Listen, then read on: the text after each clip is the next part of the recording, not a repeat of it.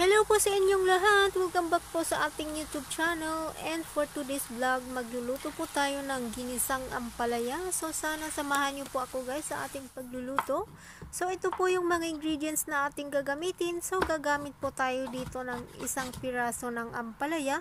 And then saka po natin ito hiwain at saka tatanggalan po natin ng buto kung ito ay matigas na ang buto. Pero kung malambot pa po, pwede pong wag po natin siyang tatanggalin. Ayan. And kung bago po kayo sa ating channel at hindi pa po nakasubscribe, maaari nyo pong pindutin yung subscribe button sa baba and pakipindut din po yung notification bell para ma-update po kayo or ma-notify po kayo whenever meron po tayong bagong upload na video. Ayan, and maraming salamat po sa inyong lahat sa panonood ng aking video and sana mapanood nyo po yung video hanggang sa huli. At kung nagustuhan nyo po ang ating video, maaari nyo po akong bigyan ng likes or pwede din pong paki-share po yung ating vlogs for today. At saka gagamit po tayo dito ng ilang piraso ng kamatis. Since maliliit yung kamatis na ginamit ko, so gumamit po ako dito ng 4 to 5 pieces of tomatoes. Pero kung malalaki po yung kamatis na inyong gagamitin, pwede din po yung 2 or 3. Ayun, pwede din po. Saka po natin ito hiwain sa maliliit na piraso. Ayan, at kung saang bansa po kayo nanonood ng aking video, maaari nyo pong paki-comments down below para sa susunod po nating vlog ay maisa-shoutout ko po kayo sa aking vlogs. Ayan, thank you so much po sa inyong lahat. And ayan, and gagamit din po tayo dito ng bawang. Ayan, hindi po nawawala ito sa ating pang-araw-araw na pagluluto. Ang bawang at ang sibuyas na ating panggisa.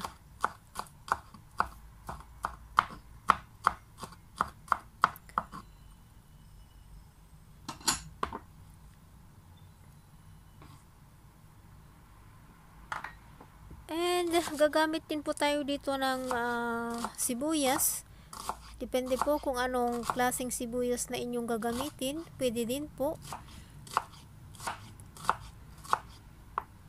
Ayan, at pagkatapos po mahiwa ang ating panggisa or ang ating mga ingredients, umpisahan na natin ang ating pagluluto. So maglalagay po ako dito ng 1 tablespoon of cooking oil.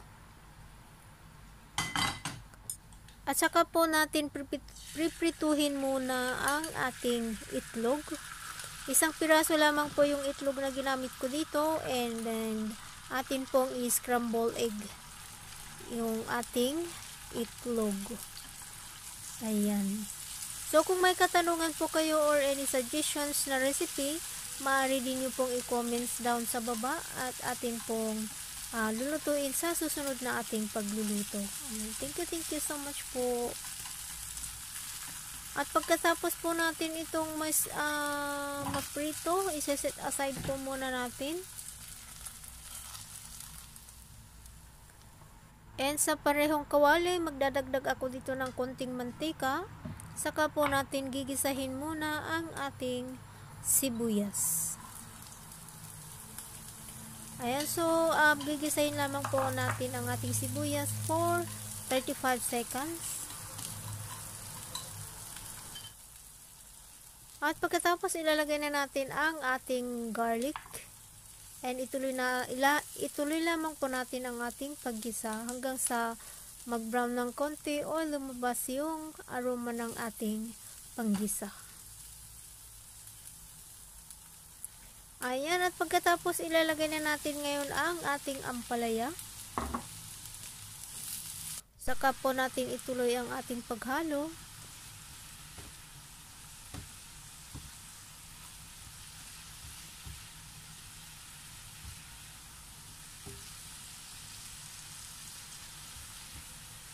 Ang complete recipe po pala ay ilalagay ko po sa dulo ng video, so sana pakicheck nyo po guys, and sana mapanood nyo yung video hanggang sa dulo po. Ayan, maraming salamat po sa inyong lahat.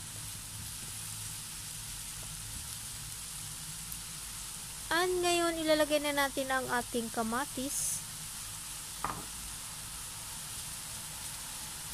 And ganun din, halu-haluin lamang po natin para mag-combine po lahat yung ating mga ingredients.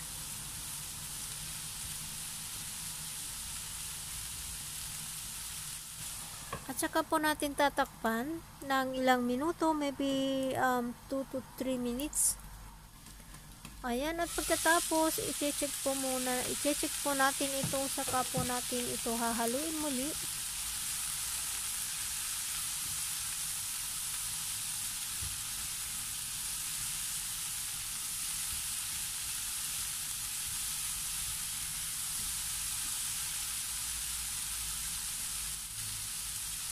At saka ako naglagay dito ng konting tubig.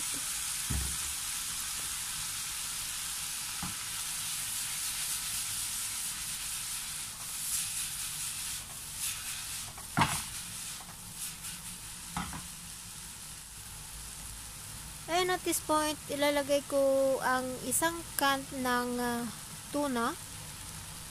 Ayan. Gagamit po tayo dito ng 1 can of tuna.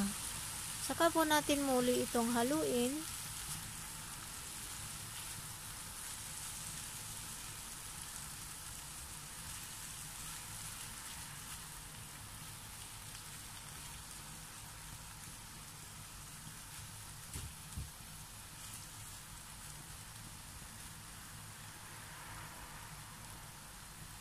Saka po tayo maglalagay dito ng 1 tablespoon of oyster sauce, 1 tablespoon of light sauce, and 1 teaspoon of soy sauce. At saka konting paminta. Ayoko po yung masyadong dark yung aking niluluto, so konting soy sauce lamang po ang ating nilagay. Pero kung gusto nyo po, pwede nyo po siyang dagdagan. Ayan, saka po muli nating haluin para mag-combine po lahat ang ating nilagay na mga sauce. Ayan, at napakasimple at napakadali lamang po ang ating recipe for today. So, pwede po natin itong gayahin or lutuin. And, napakasimple lamang din po yung mga ingredients na ating hinalo dito. Ayan, so ito na po yung ating ginisang ampalaya with tuna and tomato. And sana nagustuhan nyo po yung ating recipe for today. And gusto ko lamang din pong magpasalamat sa lahat ng aking mga subscribers, sa lahat po ng nanonood ngayon sa aking video. And at this point, ilalagay na natin ngayon ang ating scrambled egg. Ayan, saka po muli natin itong haluin and luto na ang ating ginisang ampalaya. Ayan, ganyan lamang po kadali and napakasarap. So sa mga mahilig sa mga ampalaya, ayan, pwede din nyo pong gayahin itong recipe.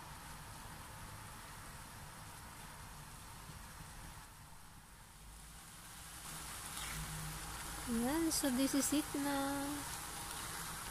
Luto na ang ating ginisang ampalaya with tuna. Or pwede din nyo pong haluan ito ng seafoods. Pwede din po.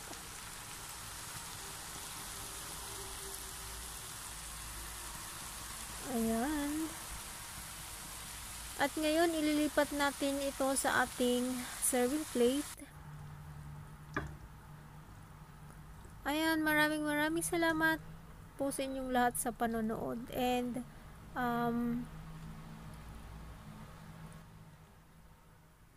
sa lahat po ng bumubuo ng Team Sueno Families, maraming salamat po sa inyong lahat sa patuloy na pagsubaybay at pagsuporta po sa aming mga channel. Maraming salamat. And God bless each and every one of us. Sana magkita-kita po tayo muli sa aking susunod na video. Ito po yung mga complete recipe. So, depende po sa dami ng inyong lulutuin. I-adjust nyo lamang po ang ating mga ingredients.